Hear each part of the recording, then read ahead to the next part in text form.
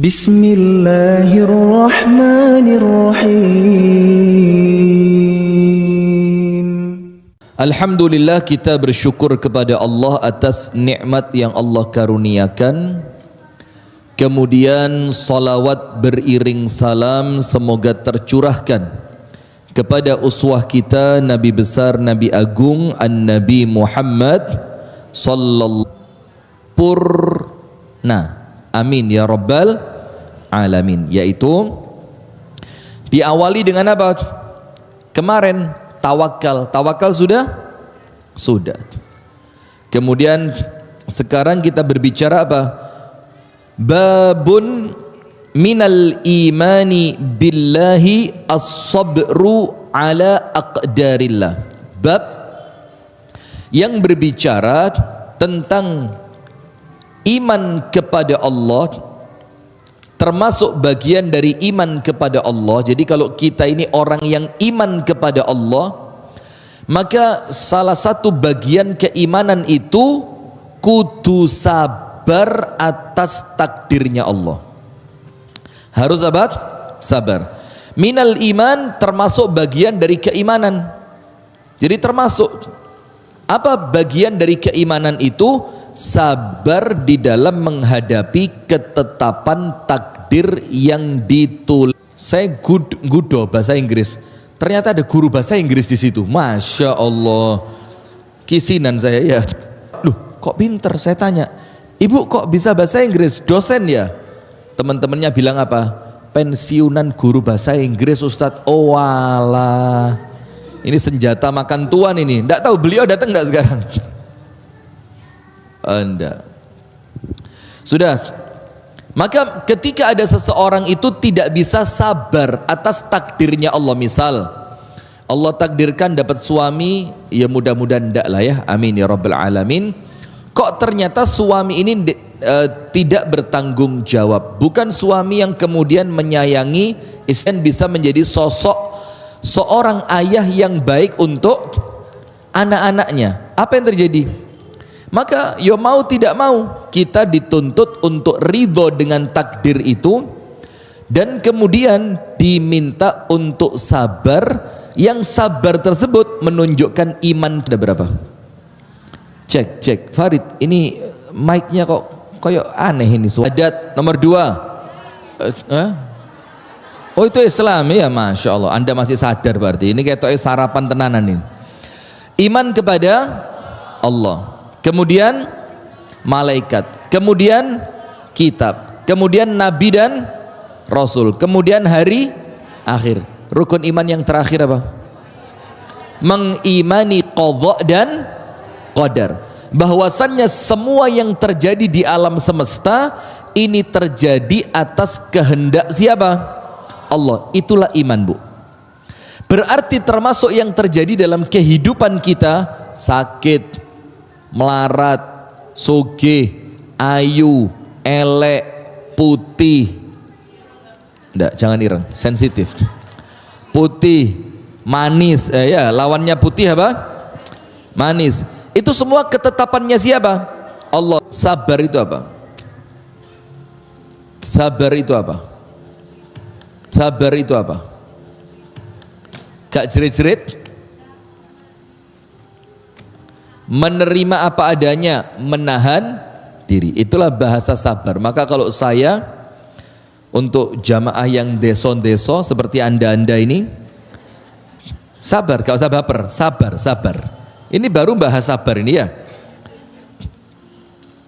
Itu bahasa paling gampang yang menunjukkan arti sabar secara kata, makna kata, terjemahan letterlek. Sabar itu apa? Ngempet bosnya. Tapi kemudian anda empet, tiba-tiba seret. Terus kita di belakangnya sebagai laki-laki, ini kan podo lanangi ya, kan sing menggok ya lanang. Itu biasanya kalau orang tidak sabar, refleksnya elek. Mesuh, astagfirullahaladzim, langsung itu mbek jerit, jendela dibuka langsung. Ini mic ini Masya Allah, ini mic ini otomatis. Lihat ono kalimat-kalimat elek itu mor-mor meneng dewe dia. Padahal jani normal. Coba. Nggak keluar. Masya Allah. Bagus ini Mik. Nah maka yang seperti itu Bu, untuk latihan ngempet. Tapi ketika seseorang itu sudah terlatih untuk senantiasa ngempet, menahan diri untuk tidak mengucapkan sesuatu yang dimurkai oleh Allah, tidak melakukan sesuatu yang dimurkai oleh Allah, tidak menyikapi sesuatu dengan mendatangkan murka dari Allah, maka ketika terlatih maka dia adalah orang yang sabar. Maka disebutkan dalam hadis, man tasabbara sabbarahullah. Ini kayak speaker luar ini Rid, enggak Rid?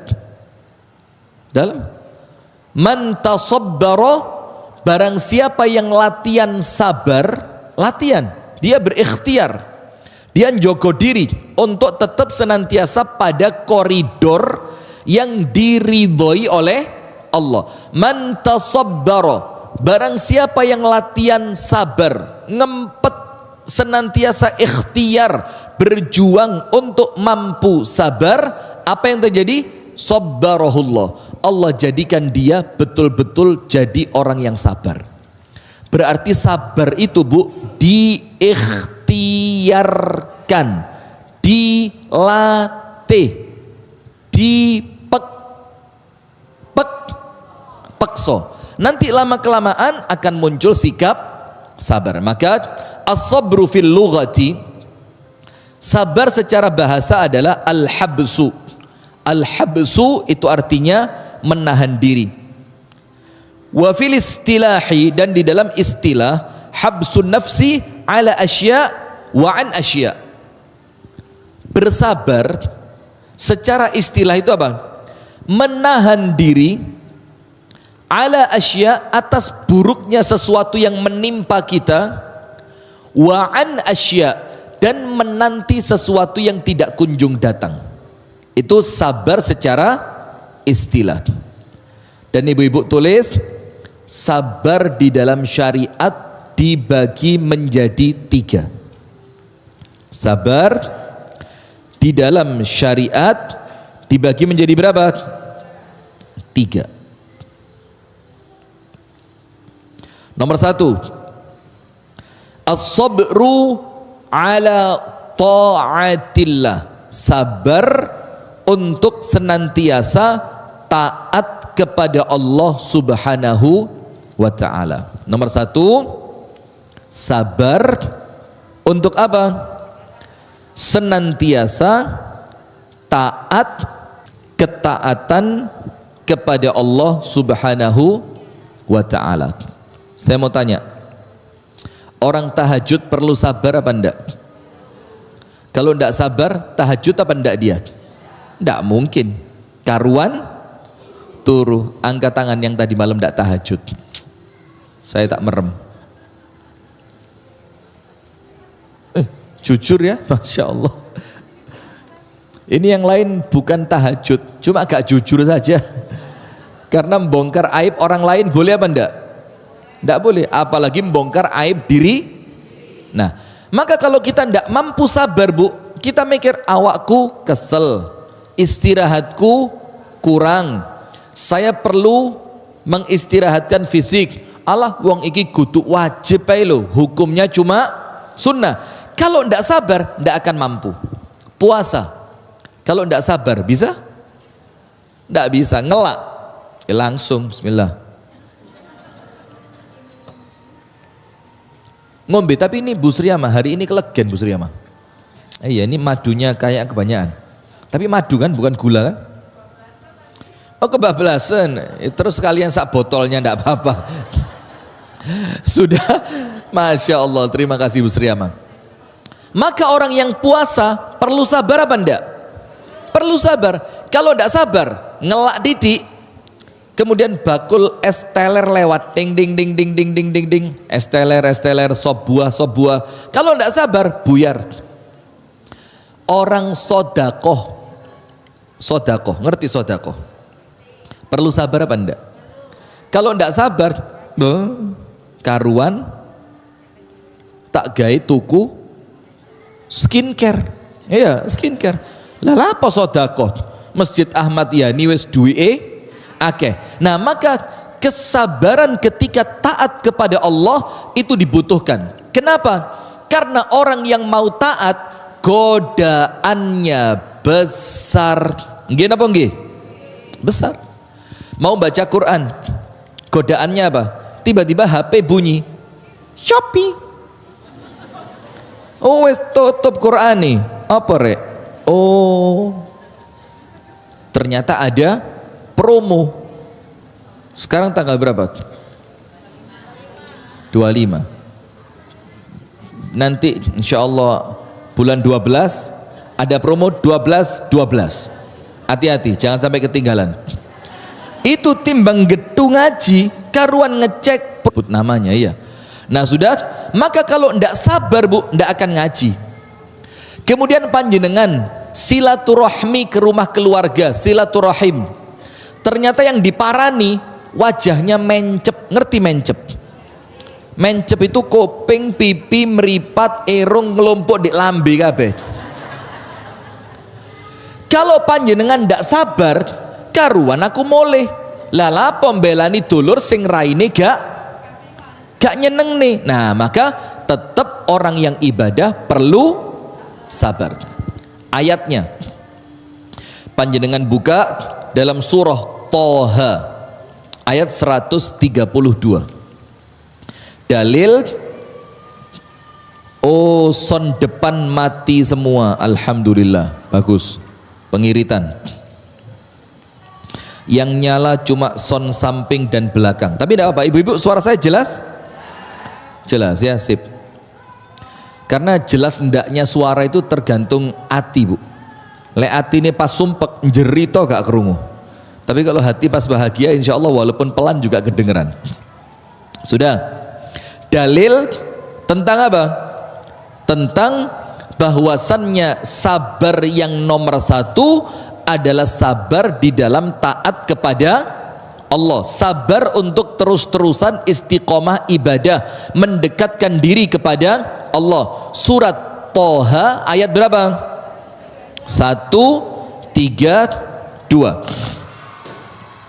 Allah Ta'ala berfirman, A'udzu billahi minasyaitonir rajim, wa'mur ahlaka bis salati wastabir 'alaiha. Dan perintahkanlah keluargamu untuk sholat, wastabir 'alaiha, dan bersabarlah di dalam mendirikan sholat. Ini dalil yang jelas bahwasannya Allah menunjukkan kepada kita ketika sholat perlu sabar. Memerintahkan anak, istri, suami, keluarga untuk sholat, memerintahkannya pun juga perlu sabar. Kalau ndak sabar, dijak sepisan gak gelem, wis sakarepmu neraka-neraka rasakno dewe. Karena tidak sabar. Sholat juga sama. Kalau kita tidak sabar, kita tidak akan istiqomah. Apalagi sholatnya sholat taraweh. Sebentar lagi kan Ramadan ya. Kalau pas kedapatan imam yang bacaannya panjang, meni masjidnya buyar. Saya kelas 4 SD, kelas 4 atau kelas 5, bikin tim survei sama teman-teman saya sekelas. Itu di malam pertama Ramadan.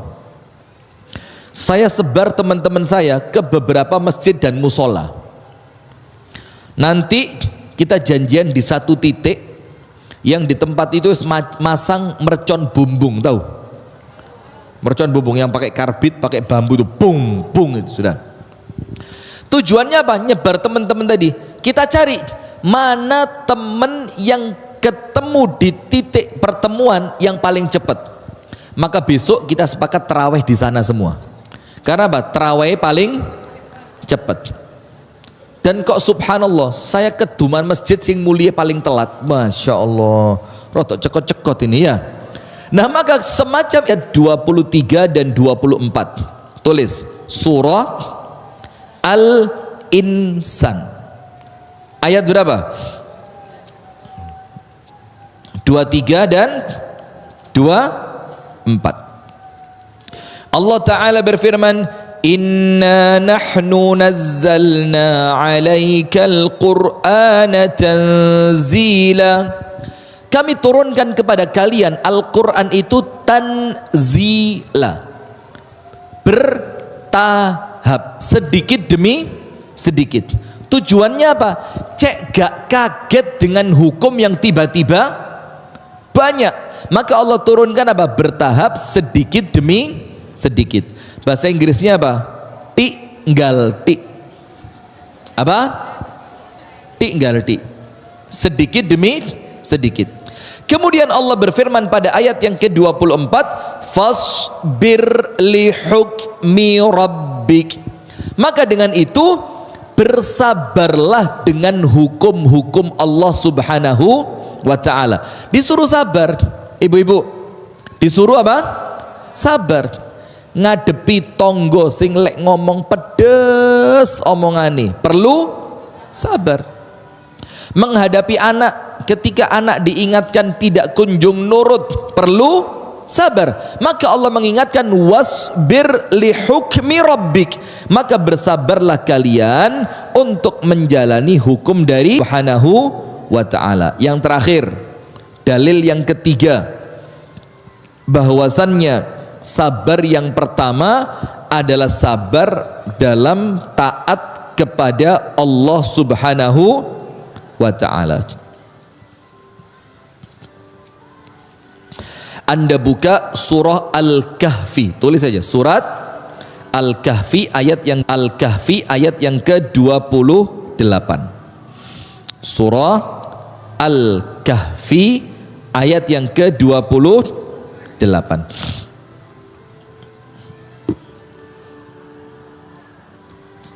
Allah Subhanahu wa ta'ala memerintahkan Nabi Muhammad untuk ke Kancan. Ngerti ke Kancan? Berteman. Dengan siapa? Dengan orang-orang soleh, orang-orang yang ahli zikir. Yang diperintah siapa? Nabi Muhammad. Perintahnya apa? Disuruh berteman dengan teman-teman yang baik. Wong kang soleh kumpulono. Tapi bu, berteman dengan orang soleh itu perlu sabar. Kenapa? Anda ngerungokni musik, diling nih, ojo, engko lek senengane ngerungokni musik, males moco Al-Quran. Terus mau mampir ke warung, yang dicari warung yang pegawainya hot, masakannya apa pegawai nih? Yang pakaiannya minim. Keren lho penak. Iki kok lek tuku kopi untuk bonus pangku. Terus teman yang soleh bilang apa? Ojo, gak oleh golek warung liyane ae sing pelayannya sopan atau pelayannya pakaiannya menutup aurat dengan sempurna. Ini kalau ketemu orang soleh begitu, maka perlu sabar apa enggak? Perlu sabar. Jalan Malang sampai Jawa Tengah, setiap adzan mandek, lek gak sabar ngeluh, oh perek mandek terus ya Allah, kapan tekone iki? Allah disuruh sabar untuk senantiasa membersamai ahli zikir. Maka semua bentuk-bentuk ketaatan kepada Allah, semua bentuk ibadah kepada Allah, semua bentuk mendekatkan diri kepada Allah wajib punya modal yang namanya sabar. Maka sabar nomor satu, sabar di dalam taat kepada Allah. Faham ibu-ibu? Berarti orang kalau mau taat kepada Allah harus sabar. Nomor dua, jenis sabar yang kedua. Jenis sabar yang kedua, as-sabru an ma'siyatillah, bersabar untuk meninggalkan kemaksiatan. Nomor dua, sabar untuk meninggalkan apa? Maksiat. Bu, maksiat itu enak apa enggak? Astagfirullahaladzim, kok enak itu apa? sembrono ini. Ya maaf ya, memang secara naluri manusia sesuatu yang dilarang itu nampaknya apa? Menarik. Ibu-ibu kalau lewat di suatu jalan terus ada tulisan ada banner warna kuning, tulisannya merah, kan itu mencolok sekali ya. Dasarnya kuning, warnanya dasarannya kuning, tulisannya merah. Tulisannya apa? Jangan tengok kiri. Anda nyetir, jangan tengok kiri. Ono apa sih? Normal apa enggak? Normal. Maka itulah di dalam pendidikan anak, Bu, kalimat jangan itu ada penempatannya. Karena anak kita usia-usia pertumbuhan itu rasa penasarannya sangat tinggi. Jangan naik ke atas ya. Wes, lek dipenging koyok di siapa orangnya? Ayo angkat tangan. Sudah, maka anak panjenengan ojo munggah loh yo. Maka jangan pakai kalimat sekedar larangan, tapi beri penjelasan. Nak, di atas itu nak banyak tikus. Di atas itu nak banyak debu. Maka kalau kamu tidak kepingin terjadi sesuatu yang buruk, baru jangan naik. Tapi kalau cuma larangan tidak ada penjelasan,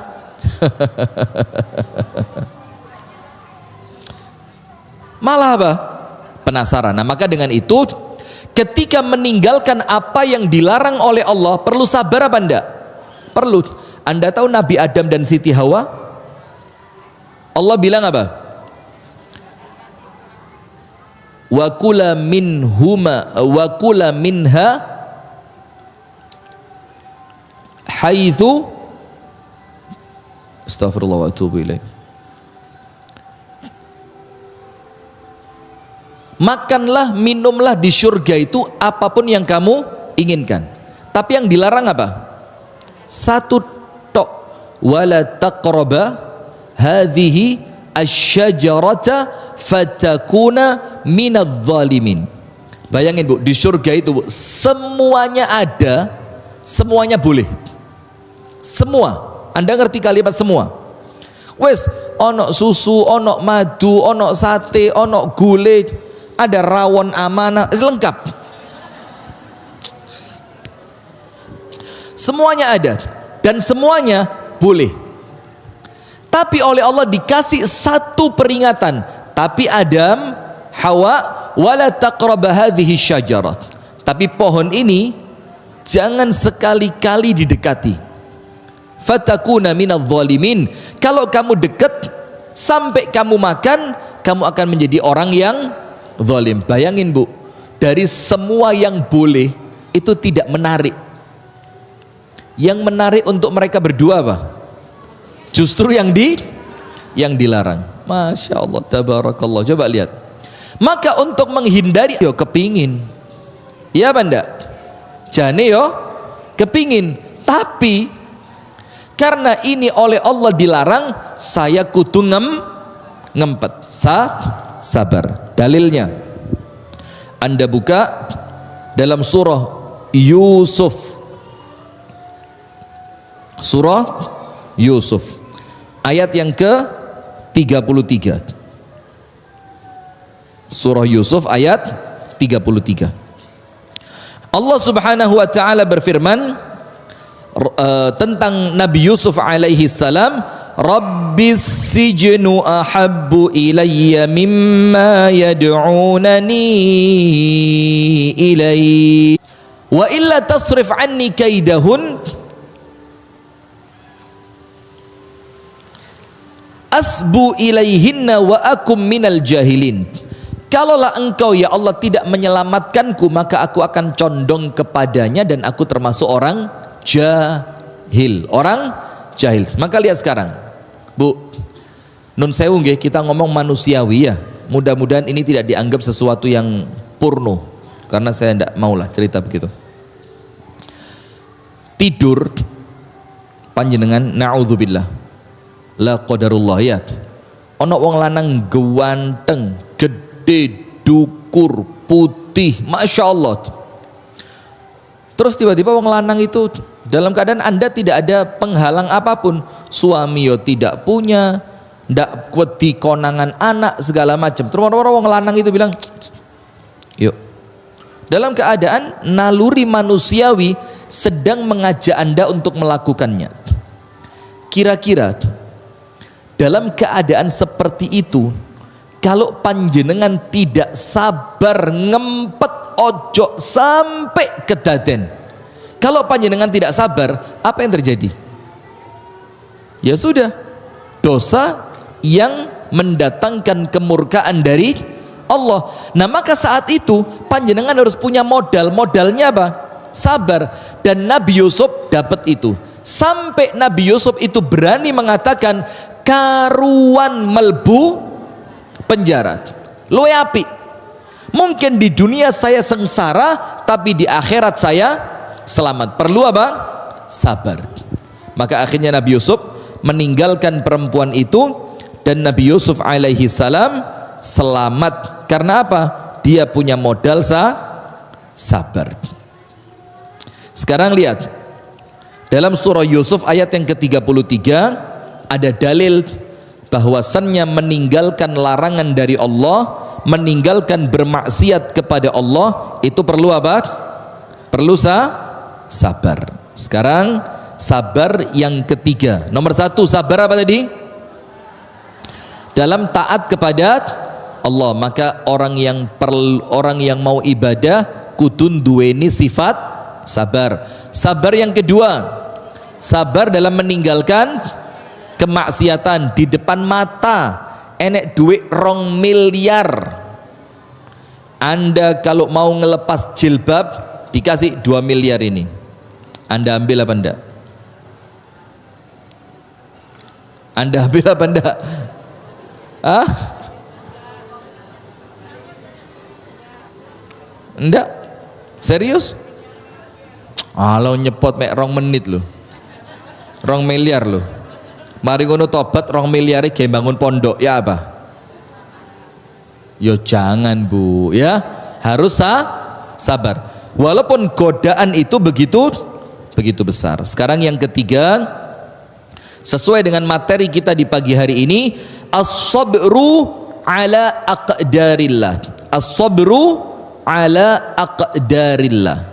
Sabar atas takdir dari Allah.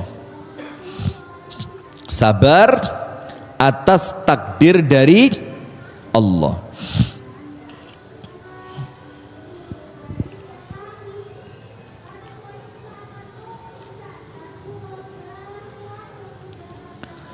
Apa sabar atas ketetapan takdir Allah itu, Bu? Artinya ketika Allah mendatangkan dalam hidup kita ini takdir yang tidak kita inginkan.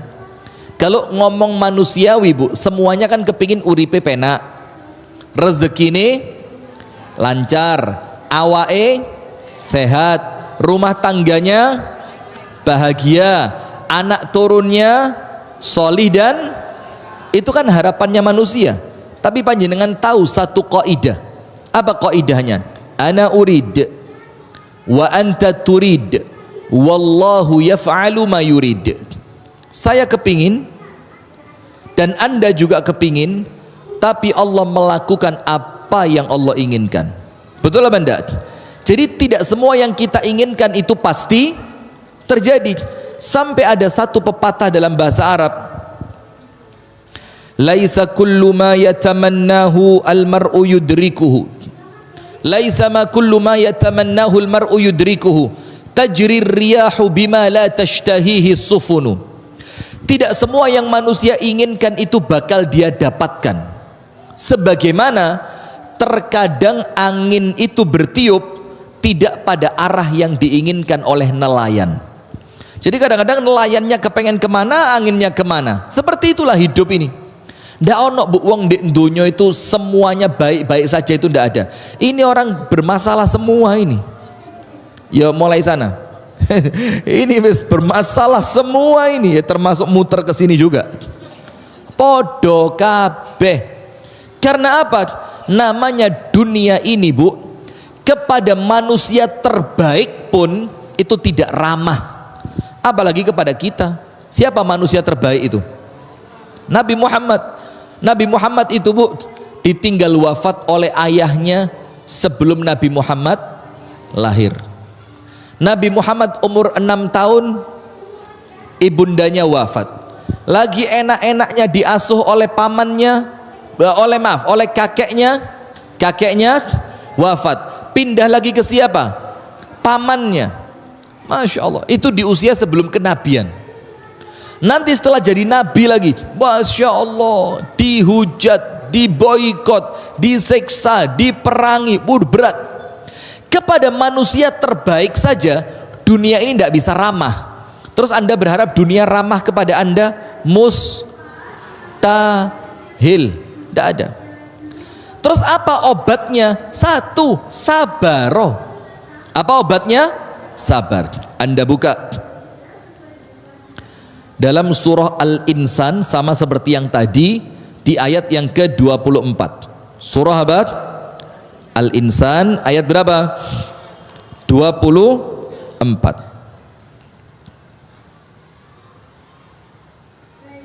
Sebentar ya.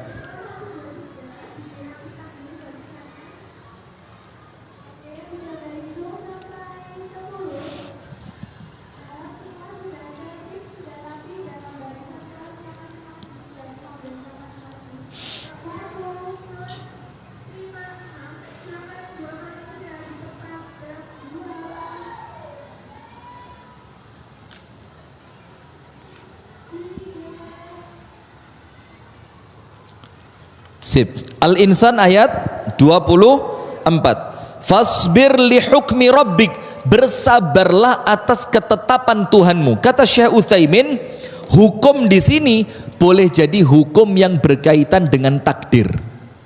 Jadi Allah menetapkan takdir panjenengan, Allah minta apa? Fasbir, disuruh sabar. Misal lahir dari kedua orang tua yang miskin, wis lagi podo kabeh wis ya. Lahir dari kedua orang tua yang miskin. Akhirnya waktu sekolah ane elek, gak iso sekolah koyok wong liyane. Ketika dia harus kuliah, ternyata orang tua ndak punya biaya, terpaksa dia harus kerja. Nah, keadaan semacam ini, Bu, ini bukan pilihan, tapi ini ketetapan takdir dari Allah. Bisa milih apa ndak? Nggak bisa. Kalau bisa milih, saya milih jadi anaknya Pak Jokowi, jadi wapres saya sekarang.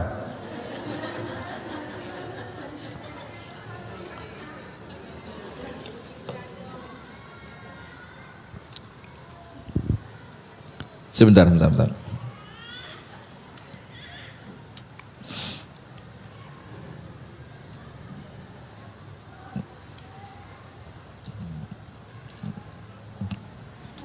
Sudah? Maka bagaimana? Ya tetap harus sabar atas ketetapan takdir dari Allah. Nah, dan sabar atas ketetapan takdir Allah itulah yang masuk pada bab akidah.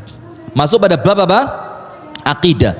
Masuk dalam kitab tauhid. Jadi ridho, pasrah, ikhlas, nerimo dengan apa yang Allah tetapkan, itulah yang menunjukkan kesempurnaan iman kita kepada Allah Subhanahu wa ta'ala. Ayat yang lain, panjenengan buka surah Al-Ahqaf. Al-Ahqaf ayat 35.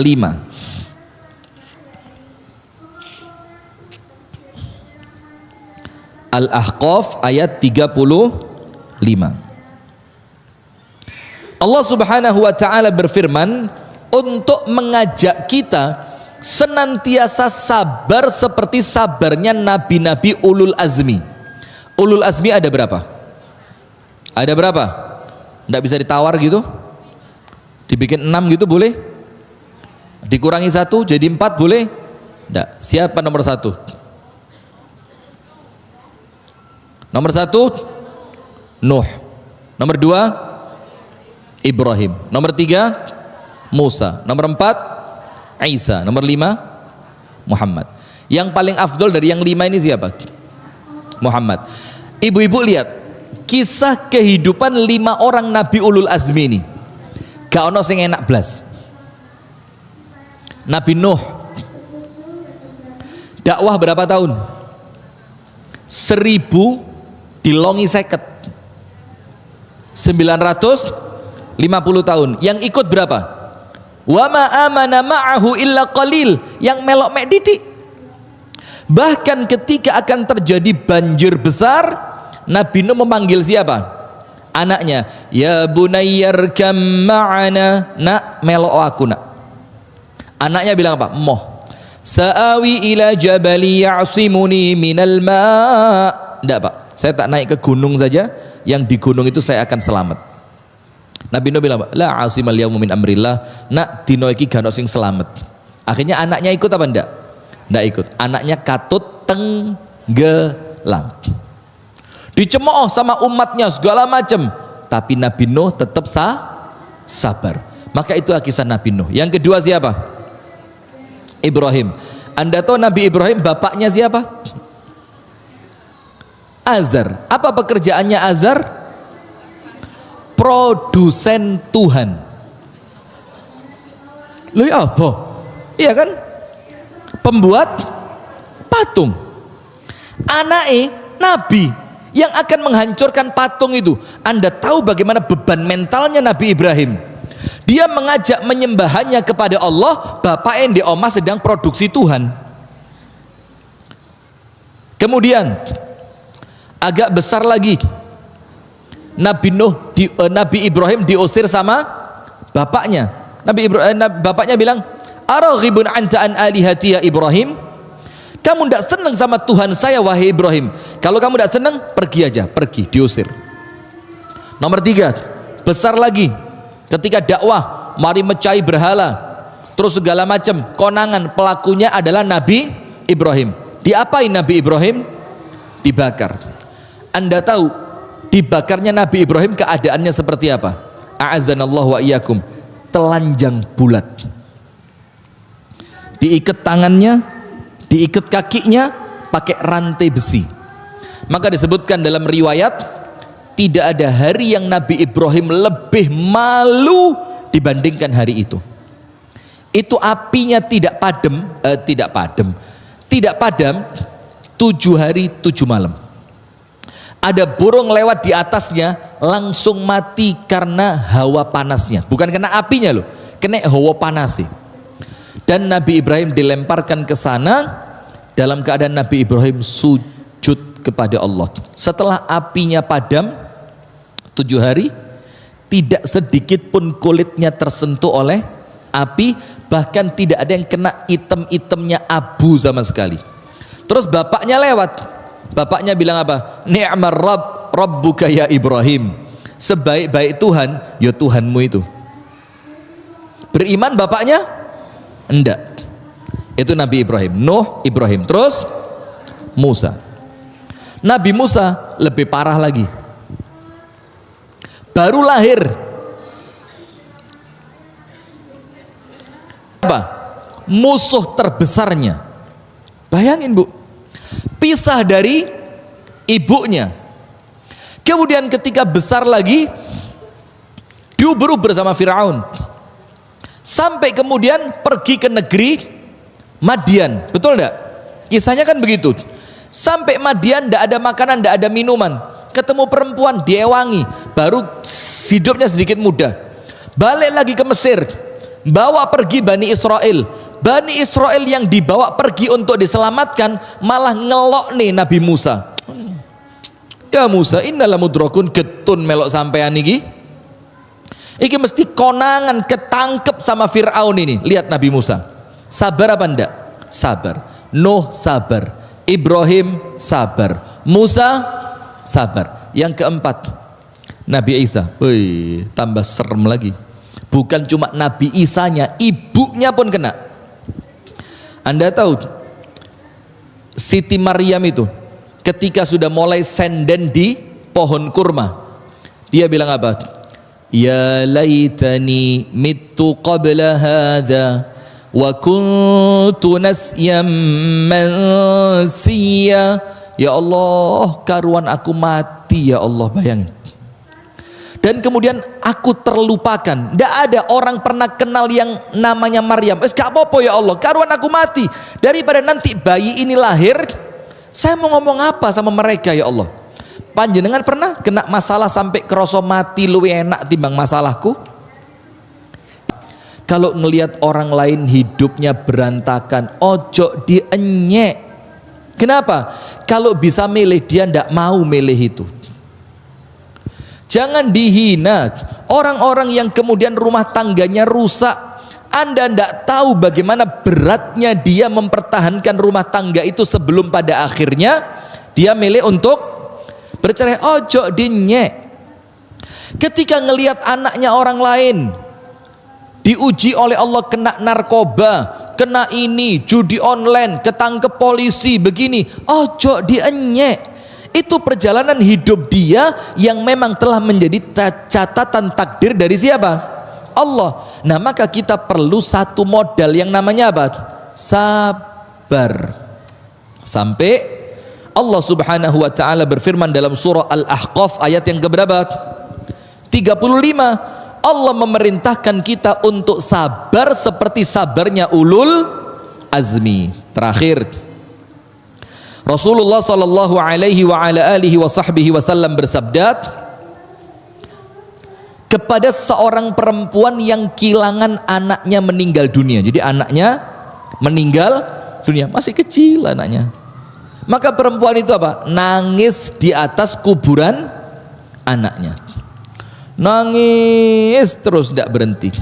Dia merasa menyesal, kenapa kok anakku wafat. Sekarang mau nangis sak banter-banterin nangis, iso balik ke anaknya? Tidak bisa. Sekeras-kerasnya dia dengan perasaan sedihnya, kembali itu anak? Tidak juga. Maka yang meringankan apa? Ya justru sabarnya itu. Maka ketika Rasulullah melihat perempuan itu nangis di atas makam anaknya, Rasul bilang cuma dua. Nomor satu, fal tasbir. Nomor dua, wali tahtasib. Hendaknya kamu sabar dan mintalah pahala dari Allah atas ujianmu ini. Di sini menunjukkan bahwa ujian itu, Bu, itu mendatangkan pahala. Saya tanya, ayo yang di belakang jawab. Kalau enggak jawab, enggak boleh pulang. Balik SD mana ini? Ayo, orang kena musibah dapat pahala ketika sabar atau walaupun tidak sabar tetap dapat pahala. Ada musibah, terus Anda gak sabar, ngersolong, grundel, dapat pahala apa enggak dari musibah tadi? Atau dapat musibah, na'udzubillah, la qadarullah, kemudian Anda sabar, baru dapat pahala, iya? Nah sekarang begini, Bu, jawabannya para ulama. Para ulama itu mengatakan pendapatnya terbagi dua. Ada ulama yang mengatakan musibah secara zatnya, zat itu apa? Ya bendanya itu mau disabari atau tidak dapat pahala dan menggugurkan dosa. Jadi tidak peduli orangnya sabar atau tidak, ada pendapat yang seperti itu. Tapi kalau orangnya sabar, maka dia dapat tambahan pahala dari sabarnya. Dan ini sepertinya pendapat yang paling ringan untuk kita. Jadi musibah itu kan gak enak. Tidak mungkin Allah Ta'ala itu memberikan sesuatu yang tidak nyaman, kemudian Allah tidak ngasih bayaran. Itu tidak mungkin. Nah maka dengan itu, kalaupun ada orang kena musibah dan dia tidak sabar, insya Allah tetap untuk pahala musibahnya tadi. Kerosok gak enak itu oleh Allah dijadikan penghapus dosa. Tapi kalau dia mampu sabar, ridho, ikhlas, nerimo, pasrah, maka itu pahalanya berbeda lagi. Wes musibahin nekakne pahala, ketambahan sabarin nambahi pahala. Nah tapi kalau bisa, yo setiap ada musibah harus mampu sabar. Nah sekarang kita baca ayatnya. Surah At-Taghabun ayat 11. Surat apa? At-Taghabun ayat 11.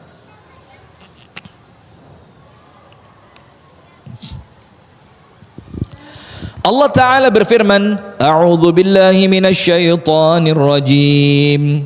Ma asaba min musibatin illa biiznillah wa man yu'min billahi yahdi qalbah wallahu bikulli syai'in alim. Ma asaba min musibatin. Ini isimnya isim nakirah. Apapun bentuk musibahnya, mau yang kecil ataupun yang besar. Termasuk bentuk musibah itu apa sih Bu? Kesel, sumpek, apa lagi? Sakit, pikiran abot, itu semua bentuk musibah yang tidak mungkin semua itu tidak ada pahalanya. Nah sekarang lihat At-Taghabun ayat 11. Apapun musibah yang terjadi illa biiznillah, tidak mungkin terjadi kecuali atas izin dari siapa? Allah. Sing tenang Bu, sing tenang. Allah itu maha baik. Tidak ada yang lebih baik kepada Anda yang bisa mengalahkan kebaikannya Allah. Hatta ibu kita masing-masing itu api esek luwe api Gusti Allah. Ada cerita seorang tabi'in ditanya tentang api Gusti Allah. Pertanyaannya begini, Mas, milio Mas, panjenengan nanti di akhirat kalau wafat kemudian bangkit di padang mahsyar, kemudian berhadapan dengan Allah untuk mempertanggungjawabkan perbuatannya masing-masing, disuruh milih, panjenengan kinten-kinten kira-kira milih dihisap oleh Allah atau dihisap oleh ibu panjenengan? Kalau orang tidak ngerti ilmu Bu, wis karuan dihisap karo ibuku, karena ibu itu apa? Ala wis kurang luwe serapopo, ala iyo tak ewangi, oh serapopo nak mulio, itu ibu. Tapi kalau orang punya ilmu, dijawab sama tabiin tadi, milih mana? Dihisap oleh Allah atau dihisap oleh ibumu? Dia bilang apa? Akid akhtarullah, jelas saya milih dihisap oleh Allah. Kenapa? Karena saya yakin Allah jauh lebih baik, bahkan Allah yang paling baik, bahkan Allah yang maha baik kepadaku melebihi semua manusia yang sayang kepadaku. Itulah baiknya Allah. Maka ketika Allah mendatangkan musibah, Allah mengizinkan musibah itu datang. Dan ingat Bu, musibah itu datang bukan dari musuh, tapi datangnya dari Allah yang mencintai panjenengan. Kalau datangnya dari musuh, ya mesti Bu, musuh menginginkan Anda apa? Binasa, hancur, celaka, ya kan? Tapi kalau datangnya dari Allah, Allah itu datengin musibah karena apa? Iku dijewit. Kok wis suwe gak tahajud? Dijewit.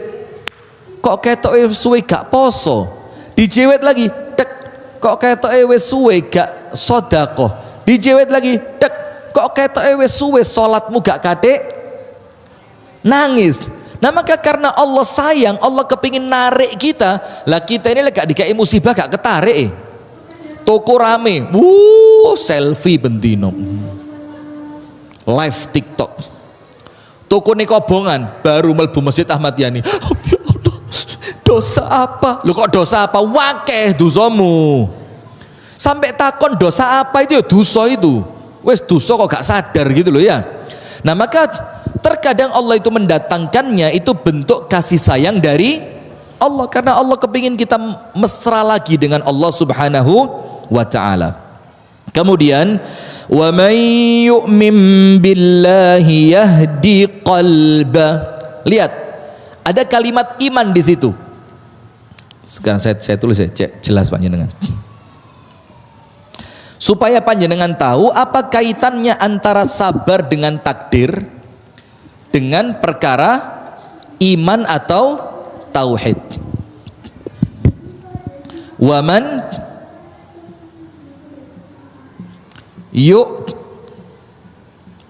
min billahi yahdi qalbah wa may yu'min billahi yahdi qalbah. Lihat, ada kalimat apa di sini? Yu'min. Imannya kepada siapa? Allah. Dan ini berkaitan ayat tentang musibah. Berarti orang yang imannya kepada Allah kuat, ketika musibah itu terjadi, apa yang dia dapatkan? Allah akan memberi petunjuk kepadanya untuk dua. Tulis, apa petunjuk Allah ketika terjadi musibah untuk mereka yang beriman kepada Allah? Kan musibah itu orang beriman yo kena, orang yang tidak beriman juga kena. Tapi kalau musibah itu yang mengenai kepada orang beriman dan imannya kuat, maka apa yang terjadi? Allah akan berikan kepadanya dua perkara. Allah akan memberikan petunjuk. Dalam bahasa kita, kalian Gusti Allah dituntun kene lho le nggone le, lewate kene lho le, dalane iki le, carane ngene le. Itu kalau pakai bahasa kita. Maka Allah kasih dua. Nomor satu, yahdi qalbah. Hidayah yang Allah masukkan ke dalam hati itu hidayah tentang apa? As-sabru.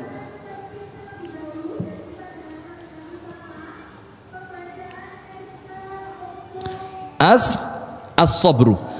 Anda oleh Allah diberi kemampuan untuk sabar. Diberi kemampuan untuk apa? Sabar. Jadi orang kalau kena musibah dan orangnya timpa kesulitan, dia bersabar. Maka Rasul mengatakan apa? Bukan orang Islam, ajaban li amril mu'min, orang yang beriman. Yang kedua, apa yang Allah berikan kepada orang yang terkena musibah dan dia beriman? Alitmi'nan.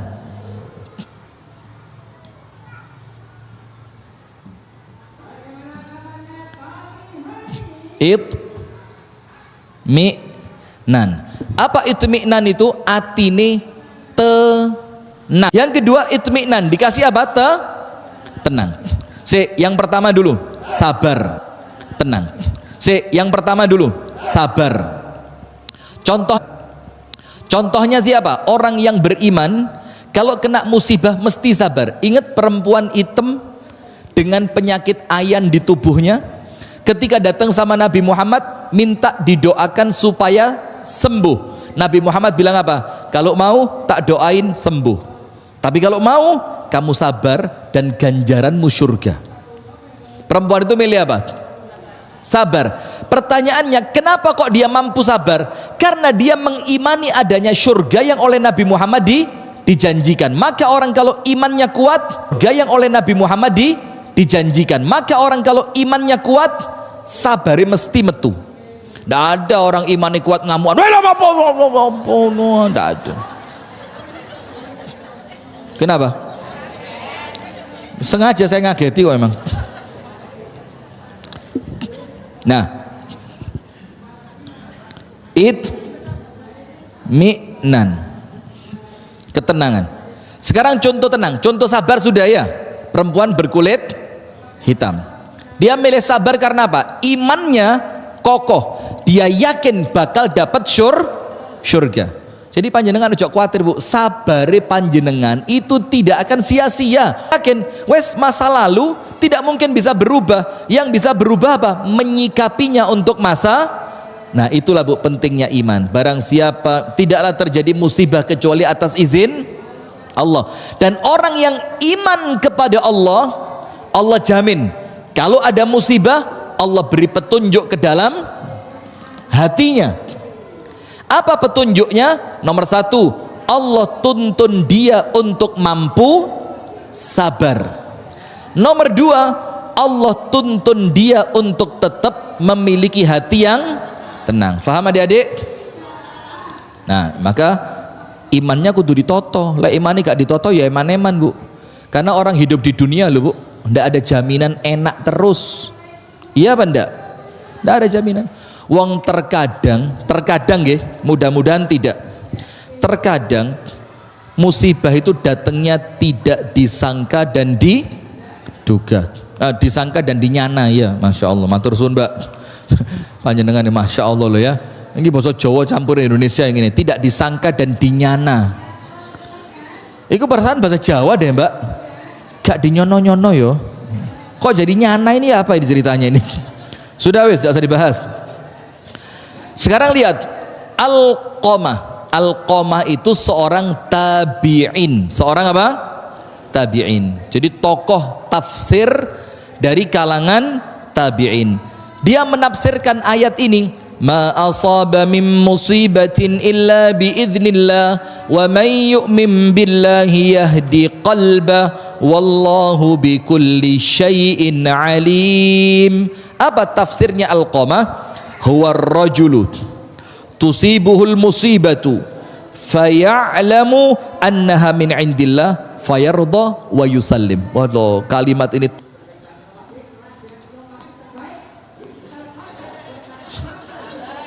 sabar sip, mantep materinya kok yo pas ya, sabar insyaallah. Masya Allah. Huwa ar-rajulu tusibuhul musibatu faya'lam annaha min indillah fayarda wa yusallimu. Jadi kata Alqamah, ayat ini berbicara tentang siapa? Seorang manusia yang tersikapnya apa? Fayarda, akhirnya orangnya ridho, wis rapopo. Apa? Ridho. Wa yusallimu, dan kemudian dia pasrah. Ridho dan pasrah. Maka ayat itu mengatakan, barang siapa beriman kepada Allah, Allah beri petunjuk kepada hatinya. Menurut Alqamah petunjuknya dua. Nomor satu, ar-ridho. Ridho. Nomor dua, at-taslim. Ridho dan pasrah. Itu petunjuk yang Allah berikan untuk orang yang kena musibah dalam keadaan orangnya beriman. Orangnya akan diberi petunjuk untuk ridho, dan Allah beri petunjuk kepada dia untuk pasrah. Sekarang kita baca berikutnya. Diriwayatkan dalam Sahih Muslim dari sahabat Nabi Abu Hurairah radhiyallahu taala anhu wa ardahu mengatakan,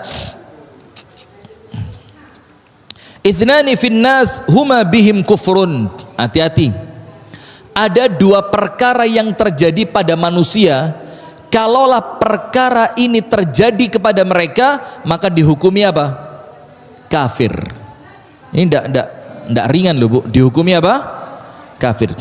Ada dua perkara yang masih dilakukan manusia, padahal keduanya termasuk kekufuran. Nomor satu, at-ta'nu fin nasabi, mencela garis keturunan orang lain. Ngenyek, wong di bapakmu sapa, buyutmu sapa, alah darahmu bukan darah biru, ra usah kumpul rene. Oh iki turunane pelarian iki, oh iki turunane kuli. At-ta'nu fil ansab. Kalau di tempat kita sekarang apa? Itu biasa beda-beda nih, Jawa, Sunda, Arab, iki segala macam. Itu at-ta'in fil ansab, itu termasuk perkara jahiliyah yang apabila itu ada bisa jadi kufur. Tidak boleh. Kenapa kok tidak boleh mencela nasab? Karena kita tidak pernah bisa milih mau lahir dari siapa, betul apa enggak? Panjenengan bisa milih mancung pesek? Bisa? Ya lek operasi ya iso.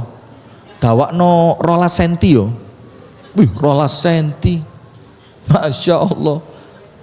Anda tidak bisa bayangin itu. Hidungnya 12 senti pakai cadar, melengkung cadar ini. Masya Allah, mentiung ya. Tapi gak mungkin lah 12 senti ya. Sudah, tidak bisa milih. Maka tidak boleh mencela orang karena nasabnya. Oh Jawa, apa Jawa? Oh anu Madura, apa Madura iki anu? Mesti apa? Madas itu apa? Madas, Madura asli. Boleh. Sudah. Yang kedua apa? Yang kedua, wan niyahatu 'alal mayyit, meratapi mayit. Kalau orang Arab jahiliyah dulu, kalau perempuan ditinggal suaminya wafat, ngeplak-ngeplak pipi nih. Pok pok pok. Tujuannya apa?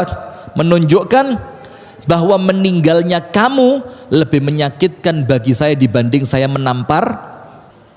Menunjukkan apa? Tidak ada fungsinya saya cantik kalau kamu sudah mati. Yang ketiga, apa yang mereka lakukan? Menyobek, bukan baju, kantong. Jadi kantong itu disuai. Menunjukkan apa? Tidak ada lagi yang mampu memberi rezeki setelah kamu wafat. Itu dilakukan oleh orang-orang Arab jahiliyah. Jadi mereka niyahah itu meratapi mayat bapak itu. Na'udzubillah.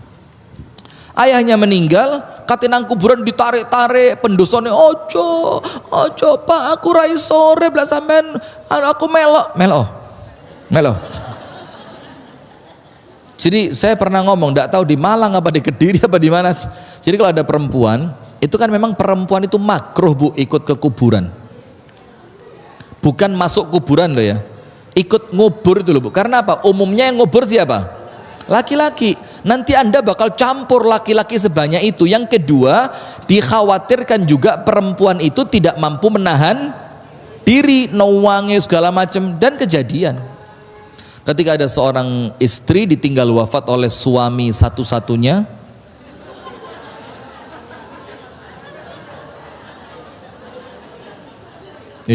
betul ya? Mau berapa suaminya? Kalau suami kan cocok ya. Seorang suami ditinggal wafat oleh istri ketiganya misalkan. Nah, ini satu-satunya garok liane. Terus jerit-jerit, rojo, aku melok mas. Tak bisi ising ngeduk. Coba ini pisahnya lah wis. Lah kok te melok itu loh.